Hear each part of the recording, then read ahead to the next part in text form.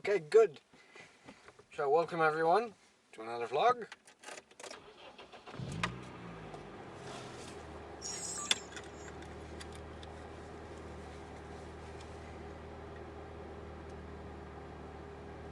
Let me just turn my music on.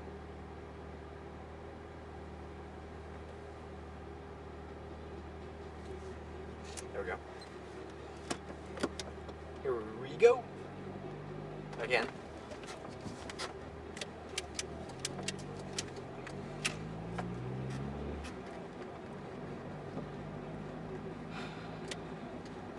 Turn that down, it's quite noisy.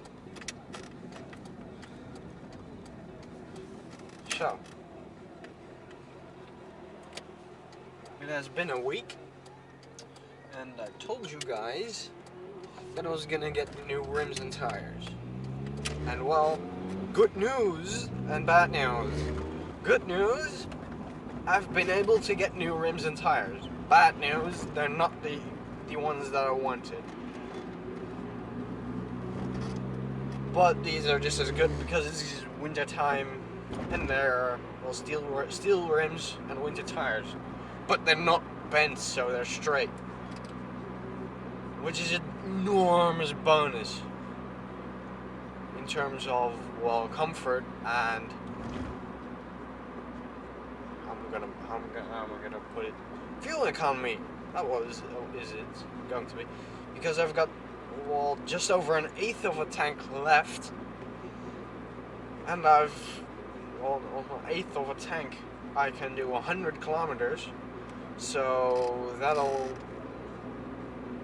be there and there about 750 kilometers on the last fuel stop that I did. That's how far I've been able to drive on these tires. The car tracks straight, but still is a bit, I don't really know where it wants to go. So if the road is offside, I have to counter steer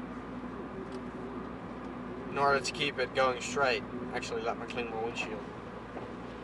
The salt on the roads always coming up in the morning, so like that on your windshield, and it dries up there and leaves a white, like a white dot on your windscreen.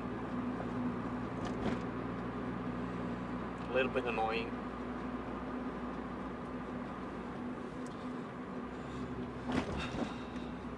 So yeah, winter tires, all the steel rims. They're not the best looking, but at least they give me a little bit of an impression of how it would look like if my car had black rims. It doesn't look that good.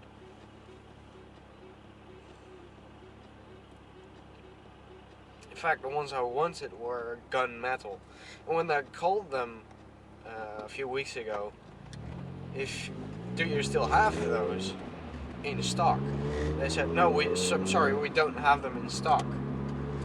So they have to get them delivered by their supplier.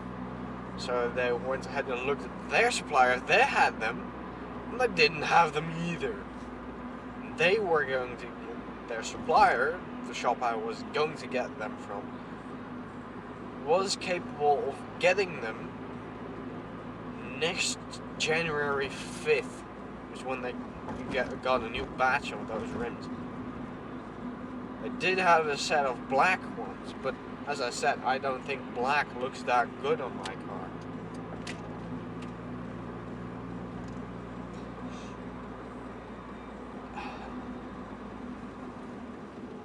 So yeah, waiting for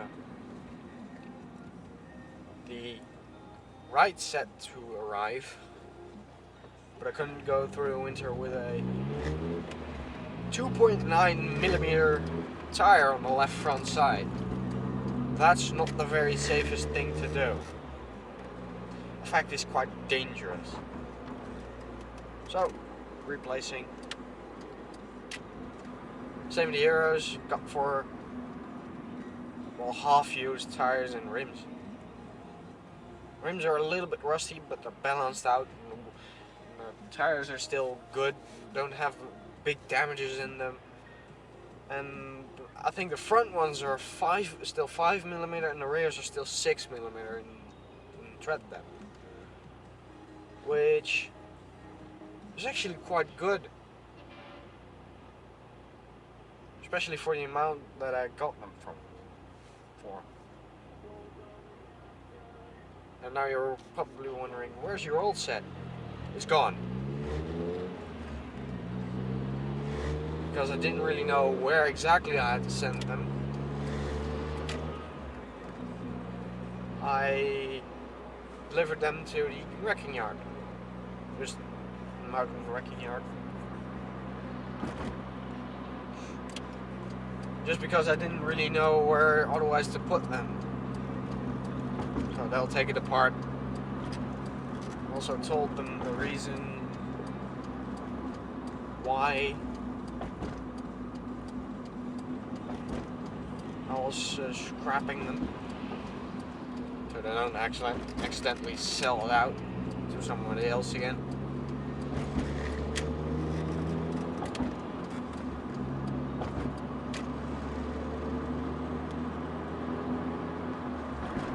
Onto the highway. Wow, that truck ahead of me is quite fast.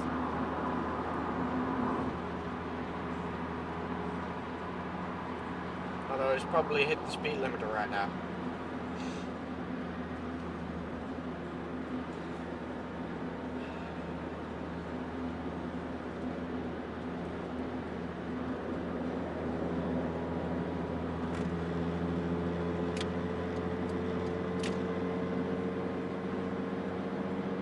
Getting up the speed. There we go. So when I get home, I need to fuel. I need more fuel. Just because.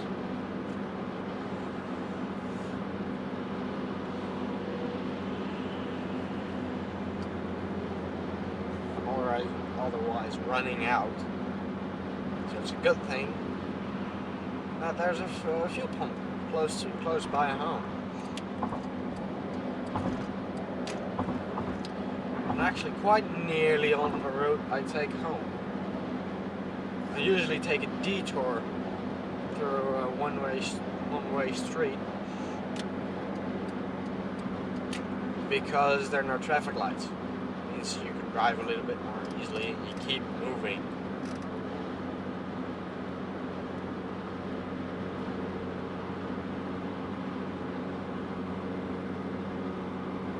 Anything else to report? Well, the car has started to make some funny noises when you just start it, especially in the morning, really early. Sometimes it just, you get the feeling that it's valve tapping. It's not really valve tapping, but I think what it's doing is it's pressing the oil out of one of the hydraulic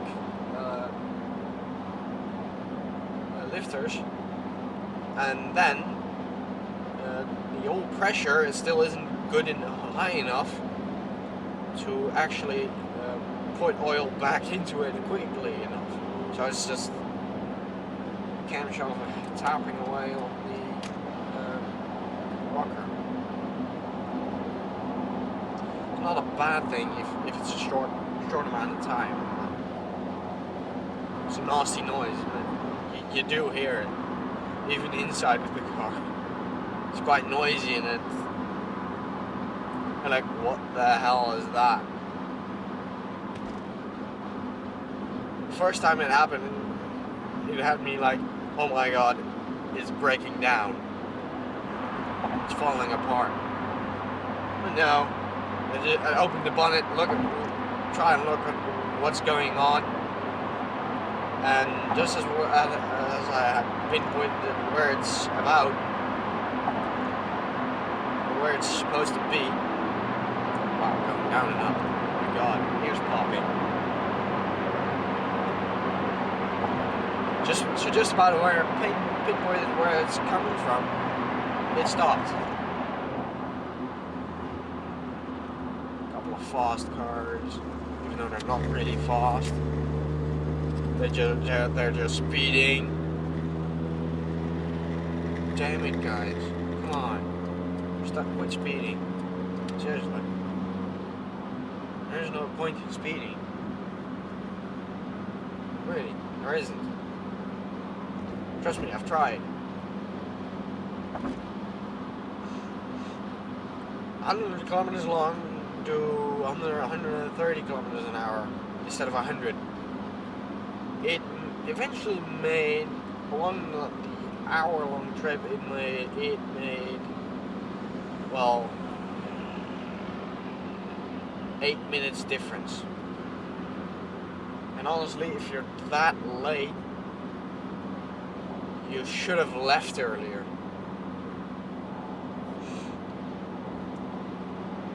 And most of the time it just looks annoying.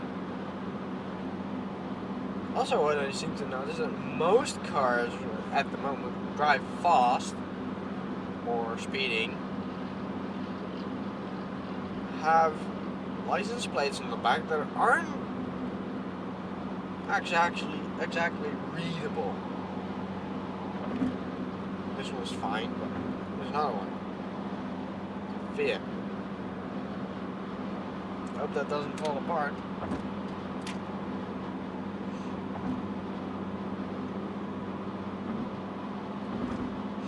And honestly, most of the time I can't really read the license plate. How's the police going to be reading the license plate?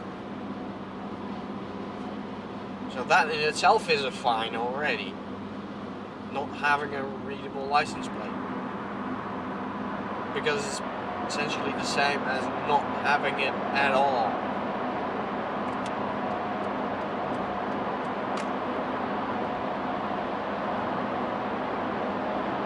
Well, I do have a license plate, yeah, covered in dirt.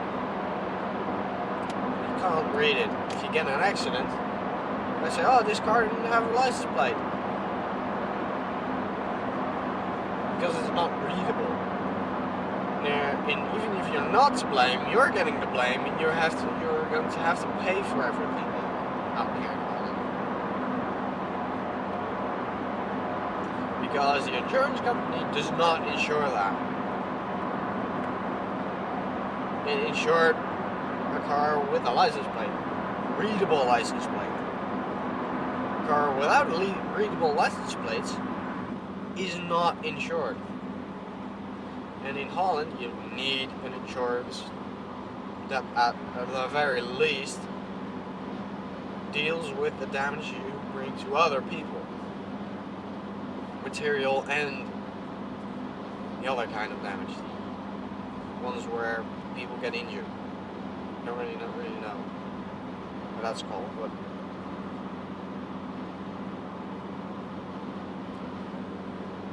they have to be insured. But if you drive around without license plates, it is not insured. And those damages can be quite expensive over here because hospitals tend to ask for the main prize.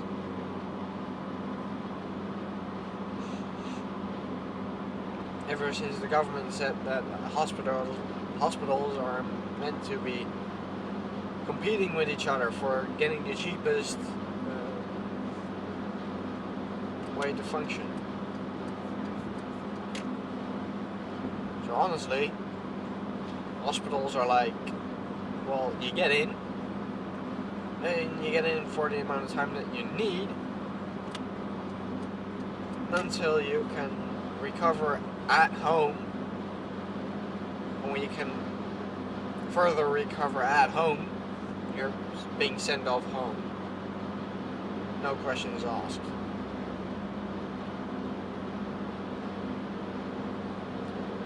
Bye. Have a nice day. You're going home. Already? I'm not fully recovered yet. Although most people are happy to get out of the hospital. Reason being, quite a few annoying people in the hospital, moaning all the time that it hurts, it hurts, it hurts. Yeah, no shit. It hurts. And if you keep complaining about it, it is only going to hurt more. So don't complain about it. Make the best of it. Don't annoy other people in the same room, because you don't get a single room in Holland unless you're very injured. Then you do. When you end up in the intensive care department. Luckily for me, though, I've never been to a hospital where. Correct that. I've never been to the hospital where I was the patient.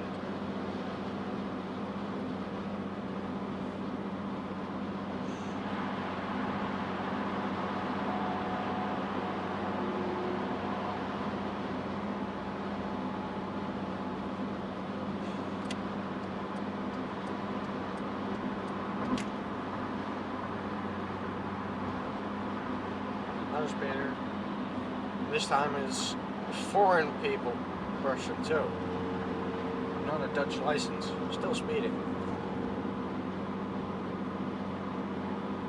Oh, there's another one. A fan who wants to go even faster. And all of a sudden, the foreign person has lost its reason to speed.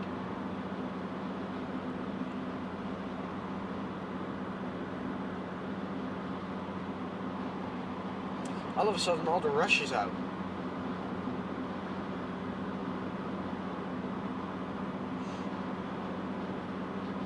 And with the other fan too.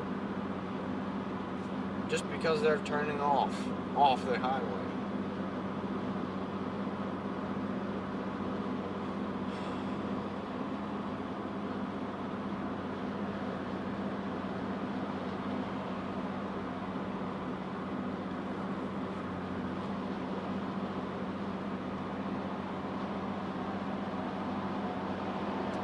Really, guys, come on.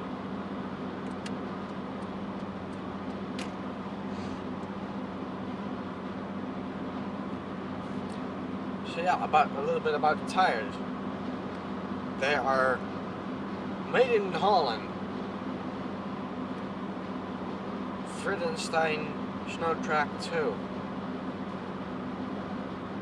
which is, well, it's Holland made, tire made in Holland, so probably perfect for situations like these, where it's actually slightly above the temperature that they usually say you should change to winter tires, which is 7 degrees centigrade.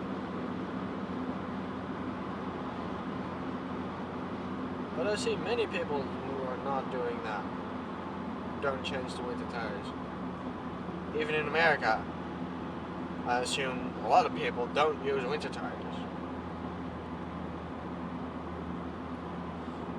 Although actually calling them winter tires is actually a bit wrong, because they're actually snow and mud tires. Tires that are meant to clean themselves and meant to dig into the actual terrain, which is snow or dirt, without the effects of having the actual mud tire, which is a self-cleaning tire too, and it also digs through the surface. Although a snow and mud tire or a winter tire is more suited for on-road conditions where it can sometimes snow. And when it is snowing, it provides more grip by quite a lot. Trust me, I've tried. Not last winter when I had this car too with summer tires, but it was on a grip and anti-slip and grip training. It instructions where they train you to go a certain way, even if you don't have that much grip, and the car is letting go, holding on, letting go, holding on, letting go, holding on all the time. So right at the edge, and even if you went past it, they will teach you how to make it right again. It's kind of fun training. It really is. I was the only one who was allowed to do the downhill brake evasive maneuver while braking on a surface that is as slippery as freshly driven on snow. So not snow that's molten and frozen over again, but snow that is driven flat. So it's like completely flat and hardened, but it's not frozen.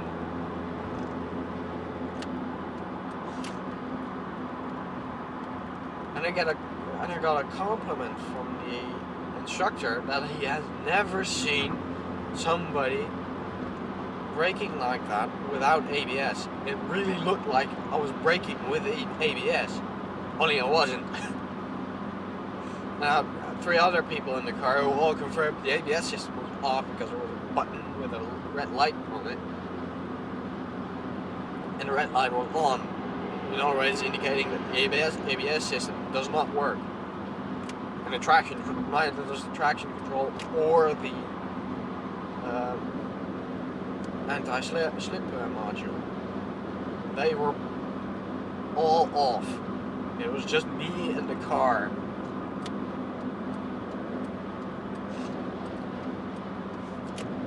Although the first time I got downhill, that was quite fun because it was 4-wheel drift. It was a turn with the same kind of surface, 180-degree turn with the same surface, and I 4-wheel drifted through it. Just keep steering a little and look at like that's the way because it was a left turn, and then keep going, slightly pushing on the accelerator still. That was quite fun. Wasn't able to recreate it though. Next time I tried it, would just understeered off.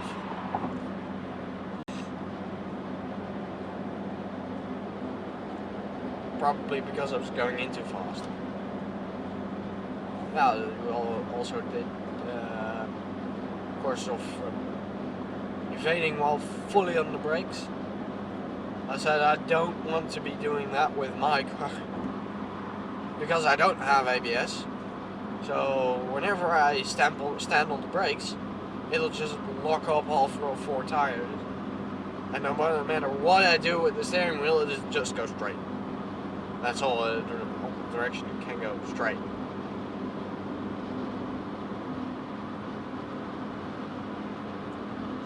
But ABS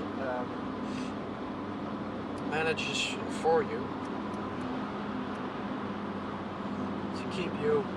to keep the tires still spinning. That's what it basically does. It prevents the tires from fully locking.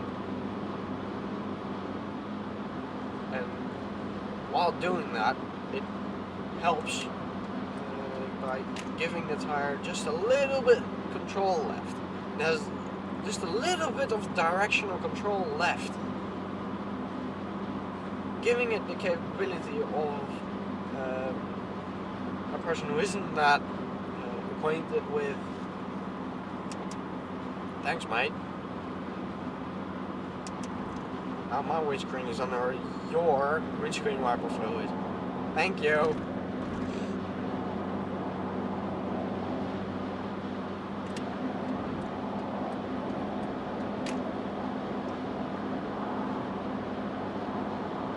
And there was also this test that was kind of similar to the how do you call it? The moose test. Where the car has to swerve out of the way and then swerve back again, only this time it was at 70 kilometers an hour or 43 miles an hour, I think, there and thereabout. It is a swerve into the side of the road, so off the tarmac with the right wheels, and then drive straight for a bit, about 10 meters, and then finally steer back in because there could be a pole over there you have to avoid. When I did the first one of that, I said, I don't want to be doing this with my car. Because especially if you're sitting in the back of the car, you can feel it pulling. You can feel the stability program. You can feel pulling on the brakes to keep it straight. But only if you pay attention to it. If you don't pay attention, you don't notice it. You just notice that the car goes side to side a lot. That was a lot of fun. Although one of them slightly got into a panic, and instead of looking at where he wants to go, he was looking at where he was going, causing him to spin out and almost hit a pole.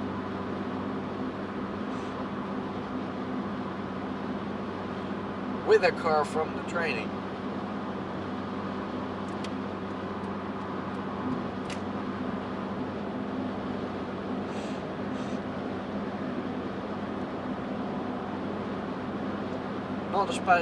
Not really the best thing to do. You know, we barely missed it, so it was okay, more or less.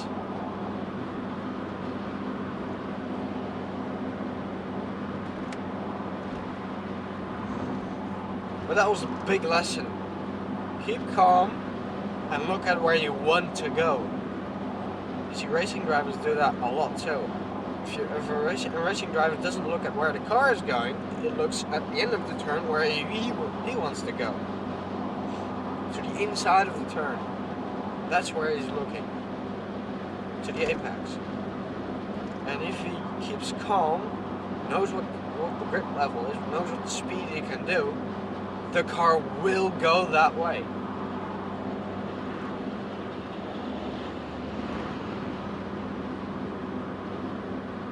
It's quite weird to get your head around it. It's like the car responding to you because you're properly telling him where you want to go.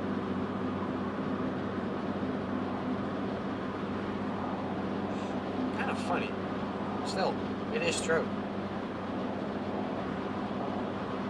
So at the beginning of the course, when they got onto slippery tracks, you basically saw a lot of people going everywhere, sliding off course and all that sort of thing.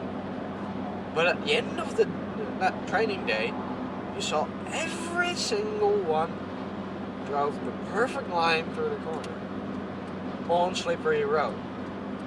When the car was like, no, I want to go this, no, don't, yes I do, no I don't want to. So the tires were barely clinging on. And still, every single one kept them inside of the turn at the end of the day.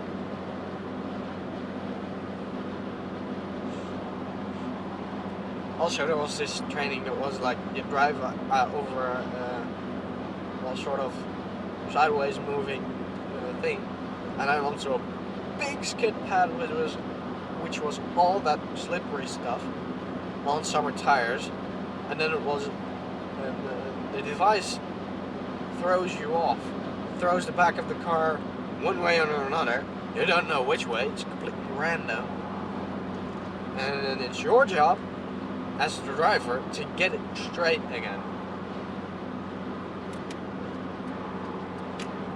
That was hard. Although I don't seem to be able to do better with the stability program than without it. A little bit weird, but you know, things happen.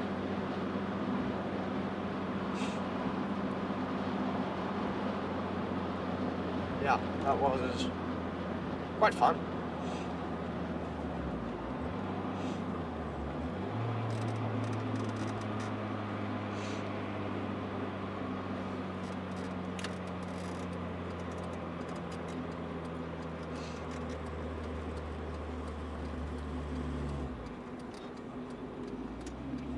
Sorry, it was a difficult bit. I had to concentrate.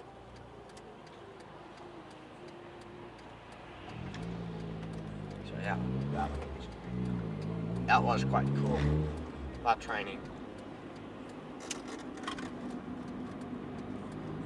I wouldn't advise doing it every year, but I would advise it to do that training at least every once in 5 years,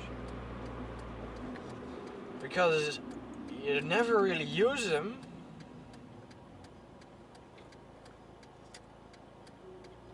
But it's kind of good to know when you do need them. You might never need them. But what if something like that happens, like the back ends up going in a certain direction, and you don't want it to go in that direction because it's kind of a dangerous place to be able to spin out, like on the middle of the highway. I don't know. Everybody's doing the allowed speed, and you spin out because there's a bit of ice on the road, or oil. You don't know. You want to be able to hold it like it's going that way, and it keeps moving.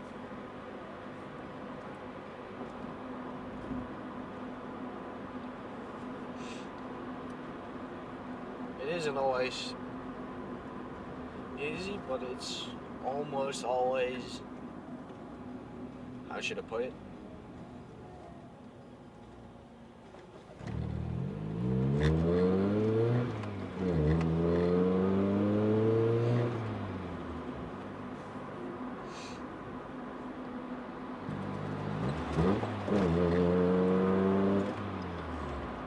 Ja, eigenlijk had ik hem zo.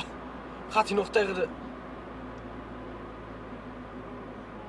I don't know if you saw that. 745 just overtaked. BMW 7 Series.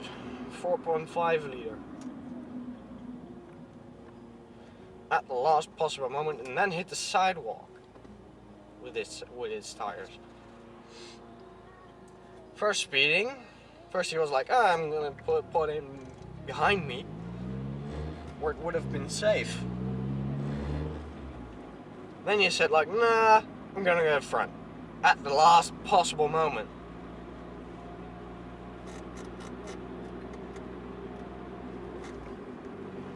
Then hitting the sidewalk. Still think you're a pretty safe driver, BMW driver. Come on.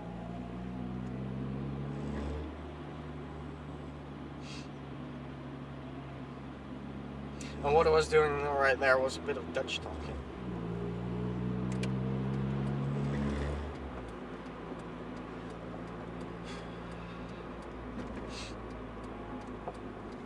Oh yeah. Go across a kept line to speed again. Go flat out right up to a traffic light, which is red. Just because I can, probably.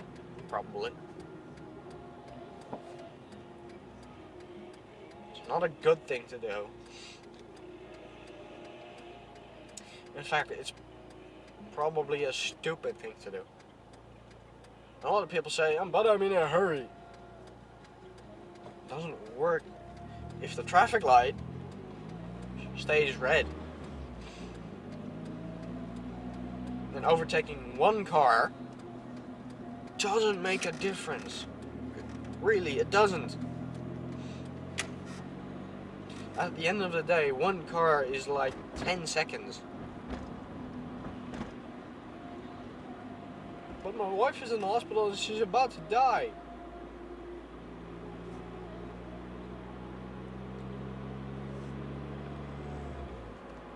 I'd rather have you, if it was up to me, I'd rather be not in time to say goodbye to my wife than put somebody else's wife in the hospital about to die. Surely. isn't that hard. I'm going the wrong way again. Because I need fuel. Solve it isn't difficult.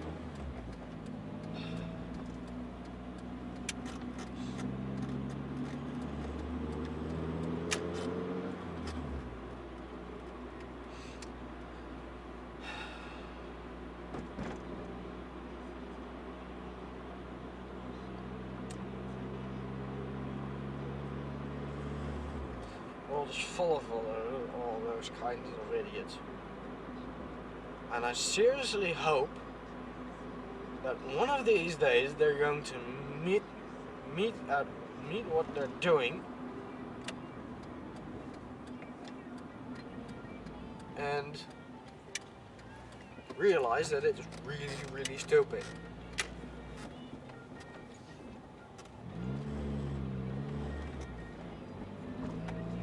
Or even if they don't realize, if they don't realize, at least lose the ability to drive a car. Drive at all.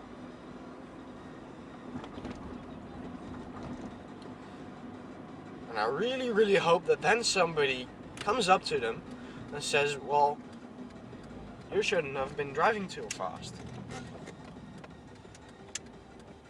Because if you weren't driving like that, this wouldn't have happened.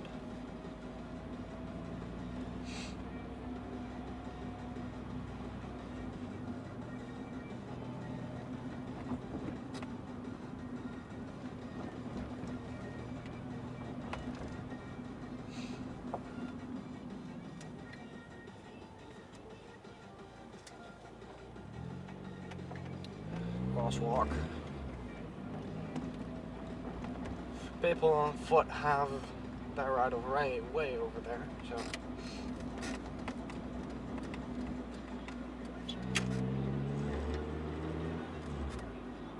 It's for the best to just let them go.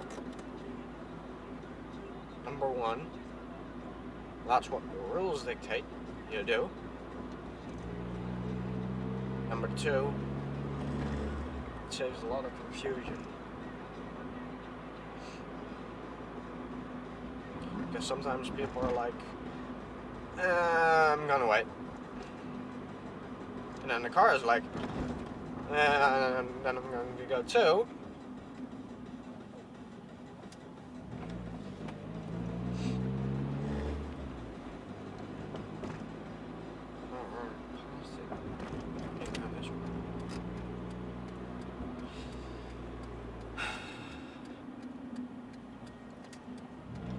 Fuel pump.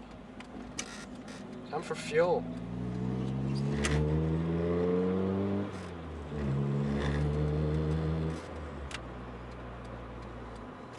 Now I need to turn around.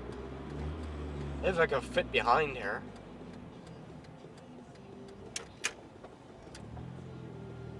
Yeah, did.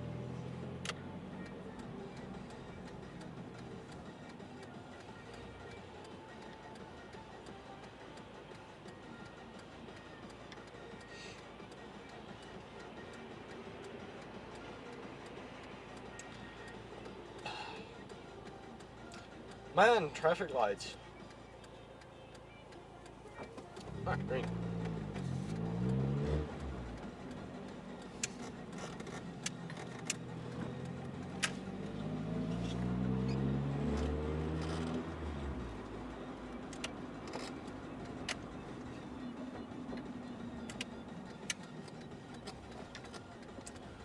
If you don't mind,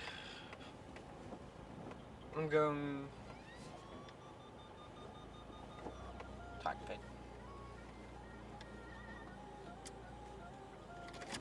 to get some fuel.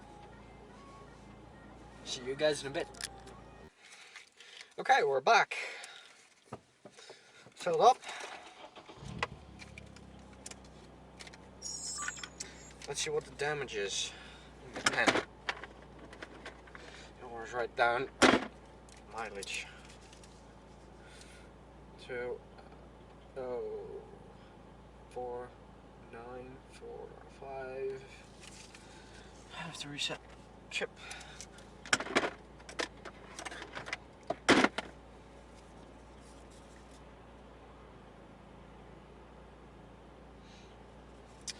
Expedition, you bought something. Yes, I did.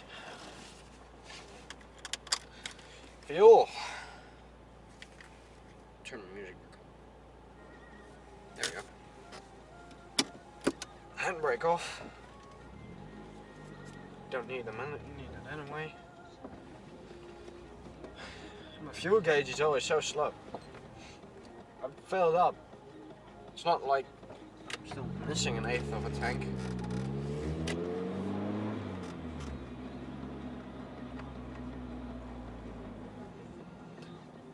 Oh wait, now it's only a 16th of a tank that I'm missing. Oh no, wait, it's still going up. Not a fast dial. Still, it doesn't need to be, but... Anyway.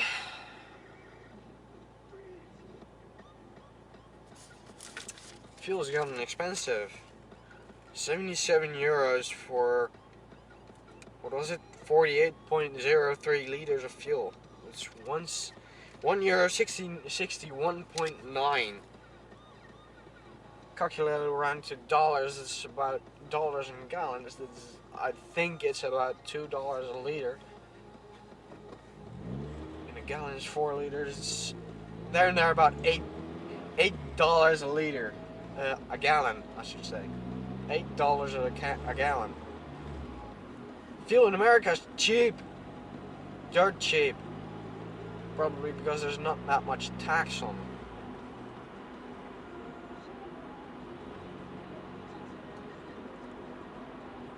Because for all the money that we spend on it, most of it goes directly to the government.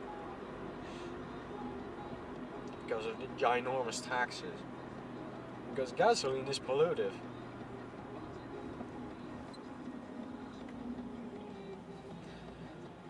Which is why a liter of E85 is cheaper too.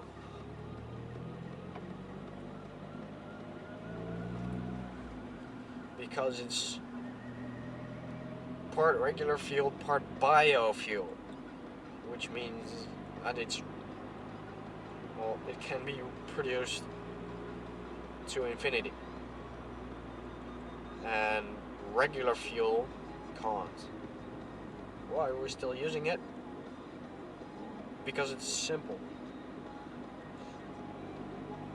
Also guys, don't think that hybrid cars are a new thing. And I'm not just saying that because it's been a couple of years since the Prius came out. But in 1919, one of the first cars ever made was a hybrid. And there were also fully electric cars. Why they weren't used? Well, the electric motor was a lot more expensive than the petrol engine or diesel engine. So it really was like, that's cheap. It goes a bit further. And I don't have to wait for that long for it to move again. Simple, right? Why are they so hyping about it now? Because it's green. It still hasn't really caught up. But still. It's so hyped. Because it's green and everybody thinks it's new and it's cool, and it isn't. It's just that people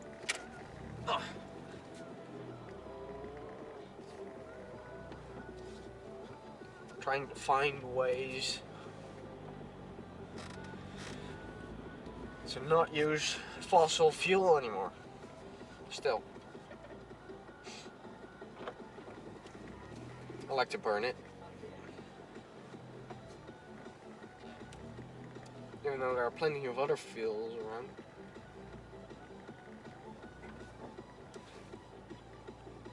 Fossil fuel is still an easy thing to get a hold of. I'm home. Parked. And let's see if I can figure out the damage was. Let's see. Apps. Fill up. Add fuel. Odometer. 204. 945. Total cost. 777.76 liters. 48.03.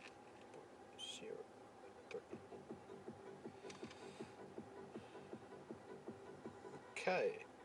Oh wow, that's actually pretty good. Almost 13 and a half kilometer per liter.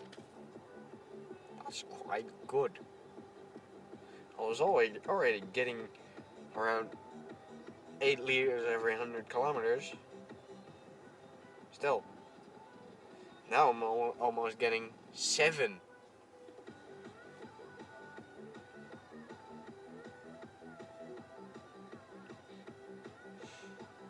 What is your graphs? You have graphs?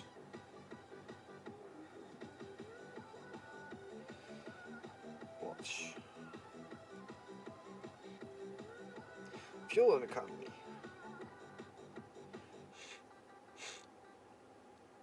Still, I haven't made what I've done. Well, almost. Well, it's just over a half a year ago. Actually, it's 3/4 of a year ago. Which was actually just above 17 kilometers per liter of fuel burned.